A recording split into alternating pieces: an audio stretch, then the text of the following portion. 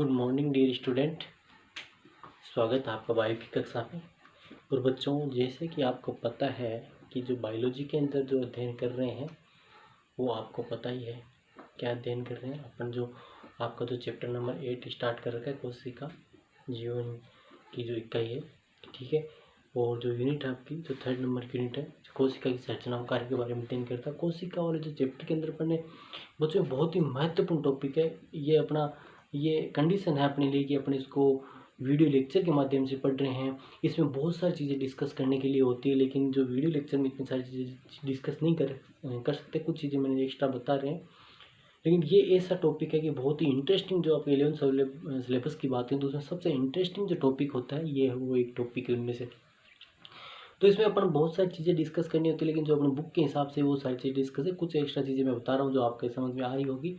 तो ये एक ऐसा बहुत ही महत्वपूर्ण टॉपिक है जो अपन बात कर रहे हैं। इसमें अपन ने सारे कोशिका क्या होती है, यूकेरियोटिक कोशिका क्या होती है, उसके अंदर किस किस प्रकार के जो कोशिकांग पाए जाते हैं उनके बारे में जो अपन ने अध्ययन किया है।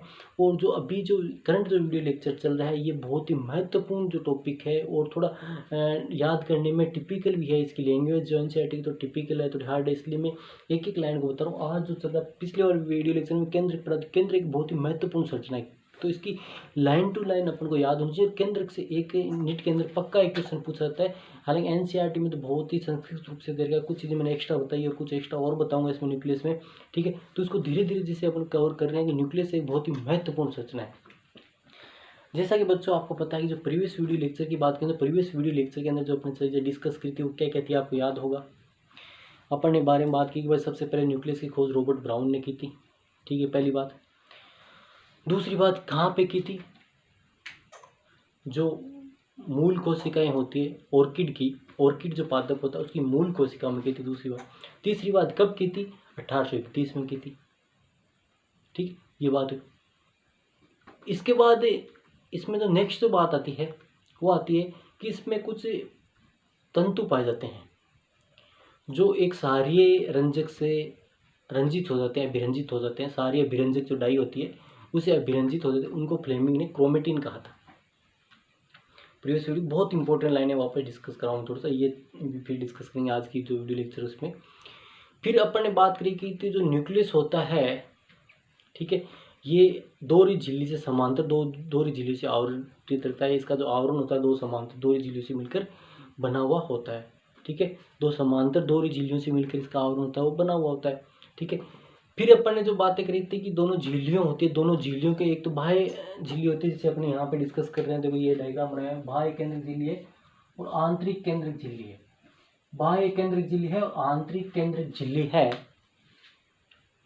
बाह्य केंद्रिक झिल्ली आंतरिक केंद्रिक झिल्ली है, ठीक है योगी। और दोनों झिल्लियों के मध्य जो अवकाश पाया जाता है उसको प्री केंद्रीय अवकाश बोलते हैं। इसको क्या बोलते हैं, प्री केंद्रीय अवकाश बोलते हैं, ठीक है। इसको क्या बोलेंगे, प्री केंद्रीय अवकाश बोलेंगे, ठीक है।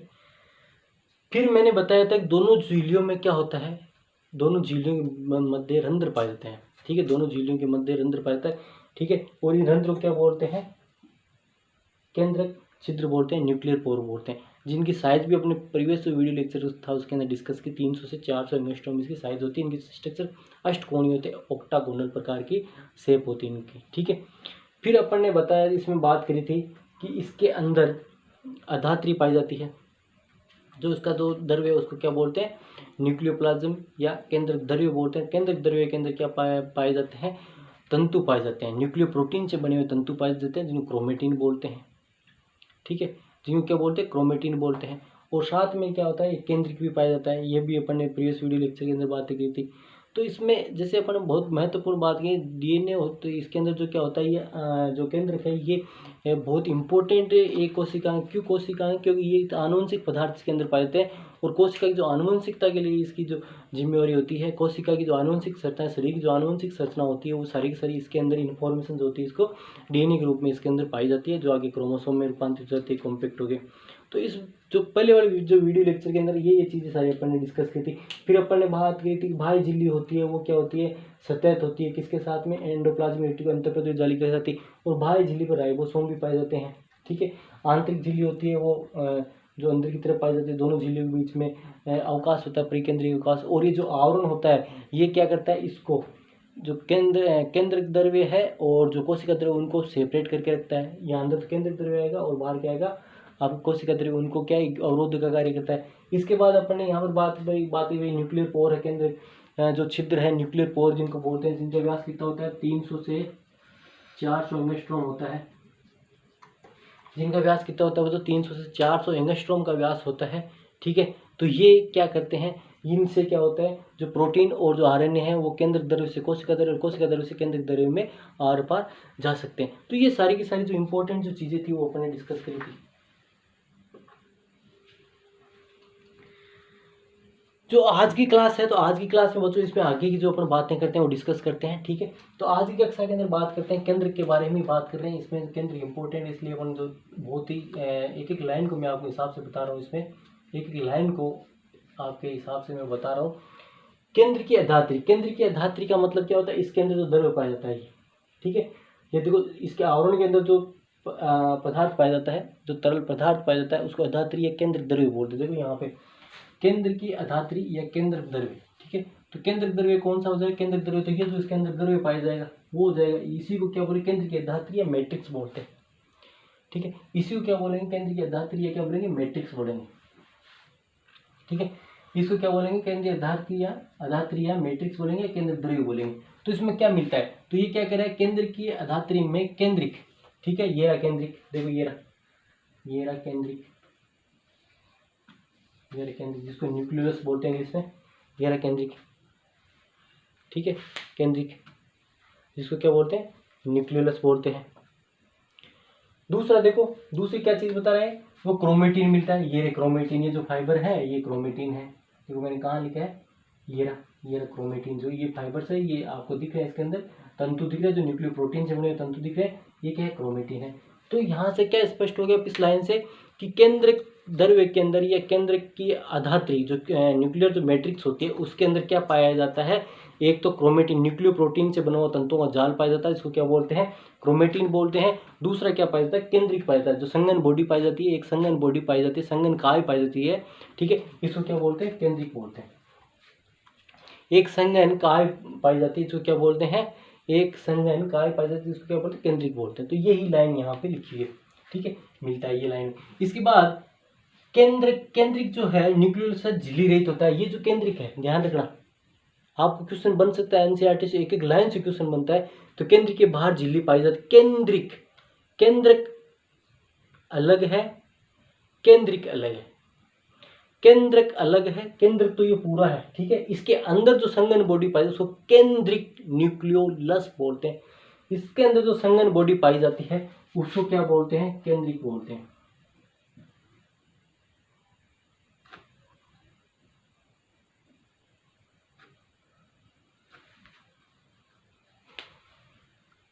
ठीक है, इसके अंदर जो संघन बॉडी पाई जाती है, ठीक है, इसके अंदर जो संघन बॉडी पाई जाती है, केंद्र के अंदर जो संघन बॉडी पाई जाती है उसको क्या बोलते हैं, केंद्रिक बोलते हैं। क्या बोलते हैं बच्चों, केंद्रिक बोलते हैं।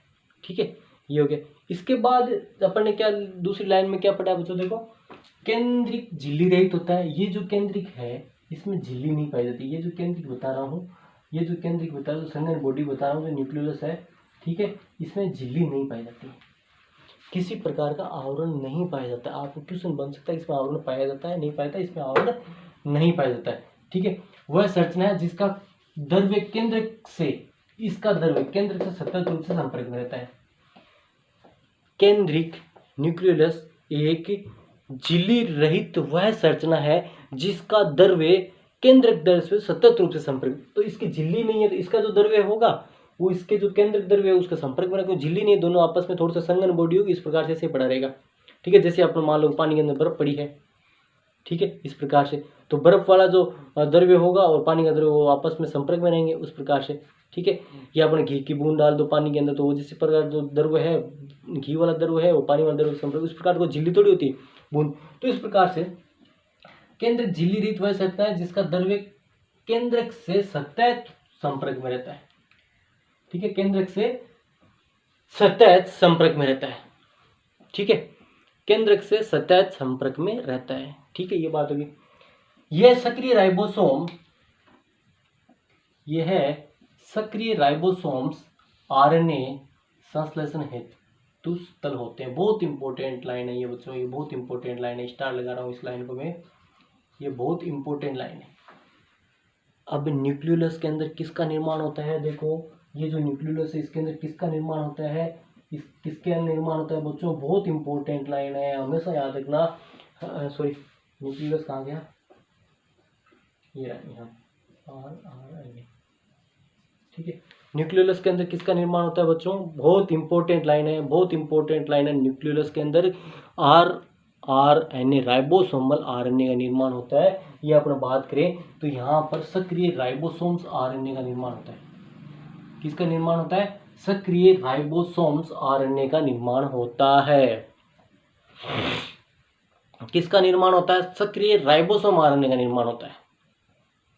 किसका निर्माण होता है, सक्रिय राइबोसोम RNA का निर्माण होता है, ठीक है। किसका निर्माण होता है बच्चों, सक्रिय राइबोसोम RNA का निर्माण होता है। किसके अंदर, न्यूक्लियोलस के अंदर या केंद्रिक के अंदर, केंद्रक के अंदर, केंद्रिक न्यूक्लियोलस पाया जाता है। न्यूक्लियोलस किसके संश्लेषण का स्थल है, RNA, ठीक है, RNA जिसको बोलते हैं राइबोसोमल RNA। आर का स्मॉल ऐसे लिखते हैं इसको, RNA कैसे लिखते हैं, ऐसे लिखते हैं, ठीक है। ये है राइबोसोमल RNA, आर का यहाँ स्मॉल आर का मतलब क्या, राइबोसोमल RNA का निर्माण कहाँ होता है, इसी केंद्रिक के अंदर होता है। बहुत बार नीट के अंदर पूछा गया क्वेश्चन है, पता नहीं कितनी बार नीट के अंदर पूछा गया क्वेश्चन है, तो ये बहुत इंपॉर्टेंट है। अब एक लाइन और आती है, दूसरी लाइन देखो बहुत इंपॉर्टेंट लाइन आ रही है यहाँ पे। अगली जो इंपॉर्टेंट लाइन है वो ध्यान से सुनिए, क्या होती है, जो कोशिकाएं ठीक है प्रोटीन निर्माण में सक्रिय होती है, ध्यान देना, जो कोशिकाएं मतलब शरीर की कोई सी भाग की कोशिकाएं हो, ठीक है, जो कोशिकाएं प्रोटीन निर्माण में ज़्यादा सक्रिय होती है, ठीक है, उनके अंदर न्यूक्लियोलस बड़ा, केंद्रिक बड़ा, वह संख्या में अधिक होते हैं। जो केंद्रिक होता है मैं बता रहा हूँ, एक होता है सामान्यतः कोशिका के अंदर, यदि कोई कोशिका ये केंद्रिक है, ये एक कोशिका के एक केंद्रिक में एक ही केंद्रिक होता है, लेकिन मान लो कोई कोशिका प्रोटीन निर्माण में ज़्यादा सक्रिय है, कोई कोशिका है वो प्रोटीन निर्माण में ज़्यादा सक्रिय है, तो उसके अंदर ये जो केंद्रिक होगा ये तो बड़ा होगा, ये इसकी संख्या होगी वो अधिक होगी, ठीक है।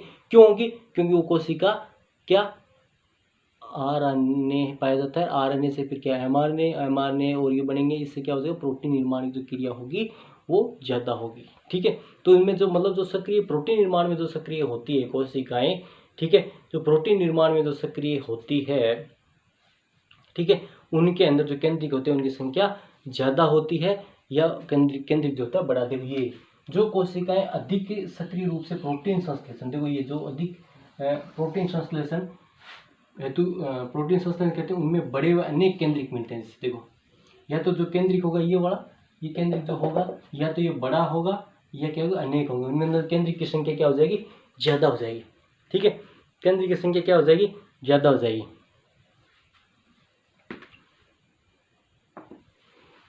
अब आगे की और बात करते हैं, नेक्स्ट जो बात करते हैं वो देखो किसमें क्या आता है, ये बात आगे समझ में आएगी, ये बहुत इंपॉर्टेंट। प्रोटीन संश्लेषण में जो सक्रिय जो कोशिकाएं होती है उनके अंदर बड़े और अनेक केंद्रिक मिलते हैं, क्योंकि यार उसमें ज़्यादा RNA बनेगा, ज़्यादा RNA बनेगा तो प्रोटीन निर्माण में जो सक्रिय भूमिका ज़्यादा होगी उन कोशिकाओं की, ठीक है, इस प्रकार से। फिर देखो नेक्स्ट बात करते हैं अंतरावस्था वही इंटरफेज जो अपन पहले भी नाम आया हुआ है। अंतरावस्था के अंदर क्या होता है, कोशिका का जो न्यूक्लियस है ये केंद्र को विभाजित नहीं होता है, तो इसमें जो भी संरचना होती है स्पष्ट रूप से अपन देख सकते हैं, ठीक है। तो अंतरावस्था के अंदर क्या होता है, देखो केंद्र में ढीली ढाली अस्पष्ट न्यूक्लियोप्रोटीन तंतुओं की जालिका मिलती है, जिसे क्रोमेटिन कहते हैं। ये क्रोमेटिन, ये देखो जालिका बनी हुई है, ये जो जालिका बनी हुई है, ठीक है, इसको क्या बोला गया है, इसको क्रोमेटिन बोला गया। देखो ये जालिका, इसको क्या बोला गया है, क्रोमेटिन बोला गया है। इसको क्या बोला गया है, क्रोमेटिन बोला गया है, ठीक है, इसको क्या बोला गया है, क्रोमेटिन बोला गया है, ठीक है। जो तंतुओं की न्यूक्लियोप्रोटीन से बनी हुई, अपन बात की अंतरावस्था में देखें, अपन इलेक्ट्रॉन माइक्रोस्कोप से देखें, है ना, तो इलेक्ट्रॉन माइक्रोस्कोप से देखें तो अंतरावस्था के अंदर देखेंगे तो इसके अंदर न्यूक्लियोप्रोटीन से, याद है न्यूक्लियो और प्रोटीन, ठीक है। न्यूक्लियो का मतलब क्या होता है, डीएनए, और प्रोटीन का मतलब होता है हिस्टोन प्रोटीन। तो न्यूक्लियो और हिस्टोन प्रोटीन से बात करते हैं, या न्यूक्लियो प्रोटीन साथ में बोलते हैं इसको। तो न्यूक्लियो प्रोटीन से जो बनी हुई जो संरचना पाई जाती है, जाल पाया जाता है, न्यूक्लियो प्रोटीन तंतुओं का जाल पाया जाता है, जिसको क्या बोलते हैं, क्रोमेटिन बोलते हैं। इनको क्या बोलते हैं, क्रोमेटिन। इन तंतुओं को क्या बोलेंगे बच्चों, क्रोमेटिन तंतु बोलेंगे। ठीक है, ये हो गया क्रोमेटिन तंतु का। इसके बाद जिसे जो क्रोमेटिन कहते हैं, इन तंतुओं को क्या बोलेंगे, क्रोमेटिन कहेंगे। क्रोमेटिन में डीएनए तथा कुछ सारे, अब ये क्रोमेटिन बने हुए किससे होते हैं, ये जो क्रोमेटिन जो तंतु बता रहा हूँ, न्यूक्लियो प्रोटीन, इस प्रकार से ये बने हुए होते हैं। इसके अंदर क्या होता है, ये डीएनए होता है, इसमें क्या हिस्टोन प्रोटीन पाया जाता है। देखो ये तो है डीएनए है, और डीएनए किसके चारों तरफ लिपटाता है, हिस्टोन प्रोटीन के। आगे अपन पढ़ेंगे। ठीक है, डीएनए जो होता है एक, ये डीएनए एक तंतुनुमा संरचना होती है। इस प्रकार से डीएनए एक तंतुनुमा संरचना होती है। मान लो डीएनए, अब ये लिपटता है, जैसे हिस्टोन प्रोटीन के चारों तरफ लिपटता है। तो मैंने ये बिडेड बनाया, यहाँ मोती जी संरचना बनाई, ये तो है हिस्टोन प्रोटीन, ये डीएनए। तो दोनों मिलकर डीएनए और प्रोटीन हो गया ना। डीएनए क्या है, न्यूक्लियो प्रोटीन, न्यूक्लिक एसिड है। ठीक है, डीएनए क्या, न्यूक्लिक एसिड, ये प्रोटीन, दोनों को मिलकर क्या बोलेंगे, न्यूक्लियो प्रोटीन। ठीक है, दोनों को मिलकर क्या बोलेंगे, न्यूक्लियो प्रोटीन। तो ये क्या होता है, इसके अंदर तो क्या होता है, न्यूक्लियो प्रोटीन की बात करें, न्यूक्लियो प्रोटीन जो बना हुआ होता है, या क्रोमेटिन तंतु बना होता है, ये किससे बनता है, डीएनए से बना होता है। पहली बात तो किससे बना होता है बच्चों, डीएनए से बना होता है। ठीक है, ये हो गया। ये क्रोमेटिन में डीएनए तथा कुछ सारे प्रोटीन मिलते हैं, जिनको हिस्टोन प्रोटीन बोलते हैं, है ना। क्रोमेटिन में क्या बनते हैं, एक तो डीएनए मिलेगा क्रोमेटिन में, और दूसरा क्या, हिस्टोन प्रोटीन, जिसके चारों तरफ लिपटा है। इसके साथ बात करें तो इसके अलावा देखो, इसके अंदर इसके अतिरिक्त इसमें नॉन हिस्टोन प्रोटीन व आरएनए भी मिलता है। ठीक है, अपने क्रोमेटिन की बात करें, क्रोमेटिन में जाल होगा, उसके अंदर कुछ नॉन हिस्टोन प्रोटीन भी होंगे, और क्या होगा, आरएनए भी होगा। फिर बात आती है बच्चों, जो एक संख्यात्मक एनसीईआरटी जो लिखती है लाइन। ठीक है, तो एनसीईआरटी की जो संख्यात्मक जो लाइन बता रही है, इसमें डिजिट बता रहा है। ठीक है, तो ये, तो बच्चों अपन बात करें क्या कर रहे थे। ठीक है, इसके अतिरिक्त जैसे बात करते हैं, इसमें नॉन हिस्टोन और आरएनए भी पाया जाता है। ठीक है, नॉन हिस्टोन और आरएनए भी इसमें मिलता है। ठीक है, इसमें बात करें नॉन हिस्टोन और आरएनए भी मिलता है ना। तो ये बात होगी। इसके अलावा जैसे अपन बात करें बच्चों, तो इसके अलावा जैसे अपन बात करें, बहुत ही इंपॉर्टेंट जो बात अपन रह गई है। ठीक है, इसमें देखो और रह गई, मनुष्य की एक कोशिका में लगभग 2 मीटर लंबा, देखो आपको थोड़ा दिख रहा होगा अच्छे से, कोई दिक्कत वाली बात नहीं है, मैं आपको बता दूंगा। ठीक है, थोड़ा सा, है ना। तो इसमें देखो, मनुष्य की कोशिका में लगभग 2 मीटर लंबा डीएनए सूत्र, एक कोशिका, मनुष्य की जो प्रत्येक कोशिका में जैसे क्या होता है, जेनेटिक मटेरियल पाया जाता है। और मनुष्य की कोशिका की बात करें तो उसके अंदर कितने मीटर लंबा, 2 मीटर लंबा। ठीक है, बात करें तो कितने, 2 मीटर लंबा। ठीक है, कितने मीटर लंबा, 2 मीटर लंबा डीएनए पाया जाता है। याद रखना, कितने मीटर लंबा बच्चों, 2 मीटर लंबा डीएनए पाया जाता है। ठीक है, क्लियर। मनुष्य की एक कोशिका में लगभग 2 मीटर लंबा डीएनए सूत्र पाया जाता है, जो कितनी 46 गुणसूत्रों में बिखरा रहता है। ठीक है, आपको पता ही है, मनुष्य के अंदर 46 गुणसूत्र होते हैं, और 46 गुणसूत्र होते हैं, 23 के जोड़ों में पाए जाते हैं। ठीक है, 23 की, इस प्रकार से अपन बात करते हैं। इस प्रकार से जो गुणसूत्र होते हैं, देखो इस प्रकार से इस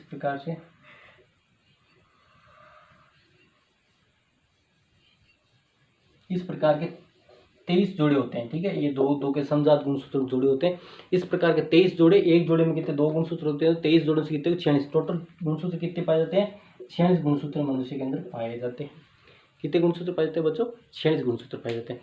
तो ये बात होगी। इसमें जैसे बात करते हैं, 23 जोड़ों में बिखरे रहता है। अवस्थाओं व कोशिका विभाजन के समय, ठीक है, अवस्थाओं, जैसे अवस्था की बात करते हैं, जैसे अपन बात करते हैं, जैसे इंटरफेज के बाद प्रोफेज, मेटाफेज, एनाफेज, टेलोफेज जो आती है। ठीक है, तो अवस्थाएं आती है। तो अवस्थाएं और कोशिका विभाजन के समय बात करते हैं, तो ये जो क्रोमेटिन होते हैं, इनसे मिलकर क्या बना, गुणसूत्र बन जाता है। ठीक है, कोशिका के, अपन बात के कोशिका के जो केंद्रक होता है, केंद्रक में क्या दिखाई देते हैं, गुणसूत्र दिखाई देते हैं। केंद्र के स्थान पर क्या दिखाएंगे, केवल गुणसूत्र दिखाई देंगे। ठीक है, उसके स्थान पर क्या दिखाएंगे देंगे, केवल गुणसूत्र दिखाई देंगे। ठीक है, तो इस प्रकार से, तो देखो अवस्थाओं, कोशिका विभाजन के समय केंद्र के स्थान पर गुणसूत्र संरचना दिखाई देती है। मतलब इस प्रकार से गुणसूत्रों के जोड़े दिखाई देंगे आपको। अपन बात अवस्थाएं आएगी, जो विभिन्न प्रकार की जो अवस्थाएं होती है ना, उसके विभाजन की। तो उसमें क्या होती है, विभाजन के समय अवस्था की बात करें, अवस्था में क्या होता है, केवल और केवल क्या दिखते हैं, गुणसूत्र के गुणसूत्र संरचना दिखती है। न्यूक्लियस के स्थान पर क्या होते हैं, तो न्यूक्लियर मेम्ब्रेन तो होती है, डिसअपीयर हो जाती है, ठीक है। तो फिर क्या केवल गुणसूत्र दिखेंगे, ठीक है। तो ये हो गया। इसके बाद बात करते हैं, देखो प्रत्येक जो गुणसूत्र होता है, ये बहुत इंपॉर्टेंट लाइन है, ध्यान देना।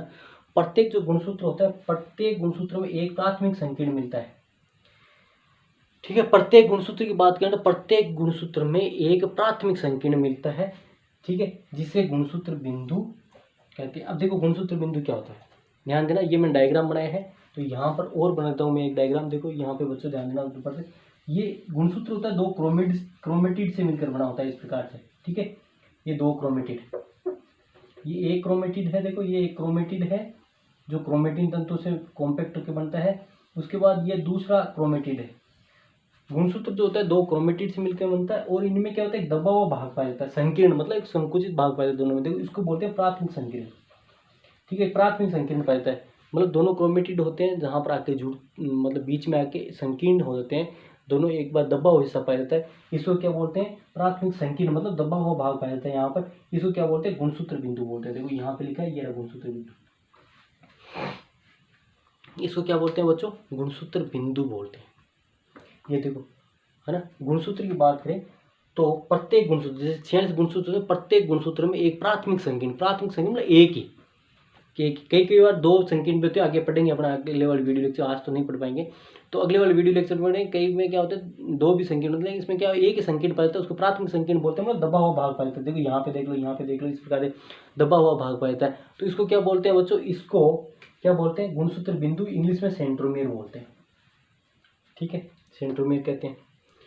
इस पर बिंब के आकार की, देखो आपको यहाँ पर थोड़ा सा लाइट की प्रभाव से कम दिख रहा होगा, लेकिन मैं बता दूं यहाँ पर बात करें तो इसमें क्या है, दोनों तरफ एक डिस्क नुमा बिंब आकार की संरचना पाई जाती है। इसमें क्या डिस्क नुमा संरचना पाई, दोनों तरफ डिस्क नुमा संरचना पाई, इसको काइनेटिक कोर बोलते हैं। दोनों तरफ डिस्क नुमा संरचना पाई जाती है, इधर और इधर, ठीक है। इसको क्या बोलते हैं, काइनेटिक कोर बोलते हैं। ये काइनेटिक कोर क्या होती है, यहीं पे आकर जब गुणसूत्र का जब कोशिका विभाजन होता है, तो आपको मैं बताऊंगा जब हम कोशिका विभाजन पढ़ेंगे, तो जो तर्कु तंतु बनते हैं जो गुणसूत्रों को विपरीत पोलों की तरफ लेके जाते हैं, वो इस काइनेटिक कोर से ही आके जुड़ते हैं। तो बच्चों आज की कक्षा के अंदर जो अपने बात की है, यहाँ तक बात की, आगे अपन जो गुणसूत्रों के प्रकार है इनमें वो पढ़ेंगे, ठीक है। आगे की कक्षा के अंदर वो डिस्कस करेंगे। आज की कक्षा में इतना बहुत, धन्यवाद।